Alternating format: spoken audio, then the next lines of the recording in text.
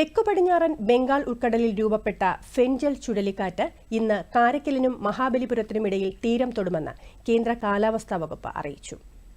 ചെന്നൈ അടക്കം 8 ജില്ലകളിൽ red alert പ്രഖ്യാപിച്ചിരിക്കുകയാണ്. ചുഴലിക്കാറ്റിന്റെ പ്രഭാവത്തിൽ മണിക്കൂറിൽ 90 കിലോമീറ്റർ വരെ വേഗതയിൽ കാറ്റ് വീശാൻ സാധ്യതയുണ്ട്. പുതുച്ചേരിയിലും തമിഴ്നാട്ടിലും ശക്തമായ മുൻകരുതലുകൾ സ്വീകരിച്ചിട്ടുണ്ടെന്ന് അധികൃതർ അറിയിച്ചു. മേഖലയിൽ അതീവ ജാഗ്രതാ നിർദ്ദേശം നൽകിയിട്ടുണ്ട്. അടുത്ത 24 മണിക്കൂറിനുള്ളിൽ നെല്ലൂർ, തിരുപ്പതി, ചിറ്റൂർ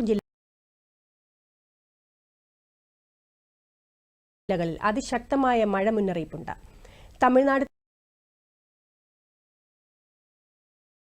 തീരങ്ങളിൽ മത്സ്യത്തൊഴിലാളികൾ കടലിൽ പോകരുതെന്ന് ഫിഷറീസ് വകുപ്പ് മുന്നറിയിപ്പ് നൽകി. താഴ്ന്ന പ്രദേശങ്ങളിലും തീരപ്രദേശങ്ങളിലും താമസിക്കുന്നവർ ജാഗ്രത പാലിക്കണമെന്നും സുരക്ഷാ നിർദ്ദേശങ്ങൾ പാലിക്കണമെന്നും അധികൃതർ അഭ്യർത്ഥിച്ചു.